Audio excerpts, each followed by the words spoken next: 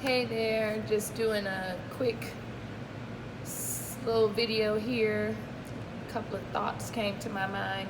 Yesterday I met with some sorority sisters and we did a leadership conference, and the topic was having a growth mindset. Like, how do we want to grow in different areas in our lives? And in order to do that, you have to have the mind to do it. It has to get started within your mind, and so then those thoughts turn into action. And so in this, we used a old message from Dr. Miles Monroe from the Bahamas, and he has since passed, but he's a phenomenal speaker. And he really brought wisdom in regards to planning and time, and how we broke down different sections of that message was powerful.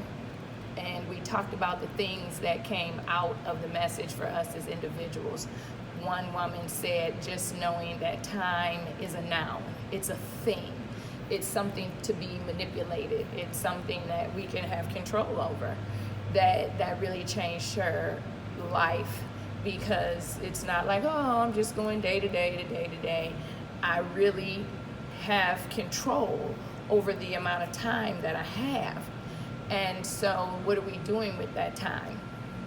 That came to purpose. You know, we say we have these visions and dreams and things that we want to do, but what really is our purpose? What's our destiny? What's the thing that we have that is going to affect others? And we know it's here, and do we do it whether we get to see it come to life or not? And I think that's what stops some people, is they say, well, shoot, yeah, I want to see an end to hunger, but that's so big, and what am I, one person, gonna do?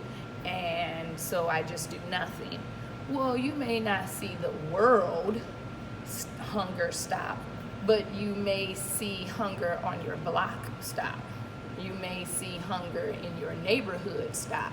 Like, why are we not taking whatever this passion is that is within us and just taking a little bit of it? Just a little bit. You don't have to do all of it. But if you start with a little bit and that spreads and spreads and spreads, you know, you can do something.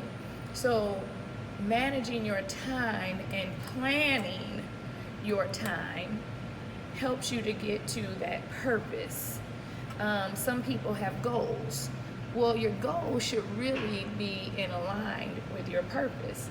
So I have these little objectives, these little things I need to do to get to my goal, and my goal is then going to help me get to my purpose.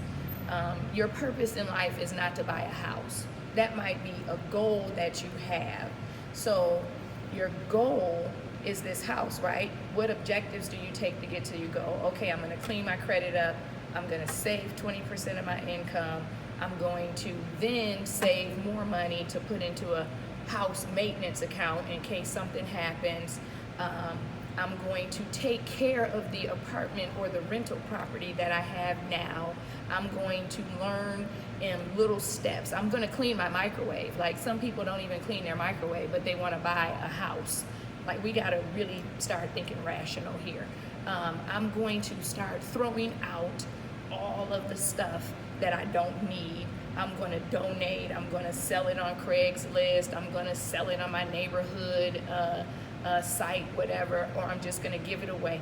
Whatever, I'm getting rid of it. So I'm going to give myself these little objectives to get to this goal of, wow, I'm sitting here at the closing and I'm signing my life away on, these documents, right? But now I have this house. How does this goal of getting this house affect my purpose? If my purpose is to help more people in a community to have better reading levels in that neighborhood school, then I may use my house for a tutoring session after school for a certain amount of kids. Or I may tutor the parents who struggle in reading. I may have my house be the house for the PTA meeting. Some people don't want to go to the school or do whatever, or the timing isn't right. Maybe Sunday afternoon is a good time for a PTA meeting, but the school isn't open. So I'm going to use my house to get to this passion that I have of having more literacy in the elementary schools. See, it all comes together, but we got to think of it in step by step by step by step till eventually I get to my purpose, and my purpose helps others. And all of that comes with planning and managing our time.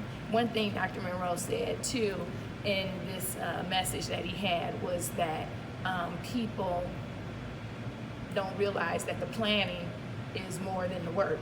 You spend more time planning than actually getting, the work. Because the planning is something that's so crucial. And the planning is something that we need to know takes sometimes curves. Well, I had this plan for life, and I was gonna do this, and I was gonna do that, and then I got sidetracked, or a roadblock came. Well, that doesn't mean you stop. That means you take an alternate plan. You redo the plan, you rework it. You don't stop. You keep going because you have to get to that goal that's gonna get you to your purpose. So I just wanted to say that, take this week to take opportunity to write it down. What is my purpose? What is my purpose in life? I'm not saying you gotta win the Nobel Peace Prize, or you gotta run here and run there and go stomp on Congress and fight Capitol Hill. I'm not saying you gotta do all that.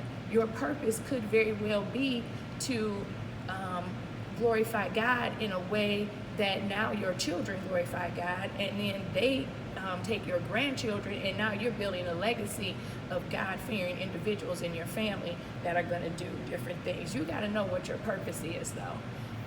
And no purpose is too small. And don't think because you have a big purpose, or what you think is big, that it's better than somebody else's. It's just what it is. It may be different, but it's not better. Let's not get caught up in that either. Sometimes people feel like what they're doing is so big and so great that they're better than somebody else, and that's not true. Your plan actually gonna be a whole lot more work, but understand that you have to have control of the noun time. It's a noun. It's a person, place, or thing. Time is a thing. It can be manipulated. It can be controlled. It should not be controlling you. And you should never say you don't have enough time, because you do. If you didn't have enough, God wouldn't have made the 24 hours that we have. He would have made 36. That's it. So thank you. Just a thought for today, and I hope that I hear from you and know that you are managing your time and planning your life. See ya.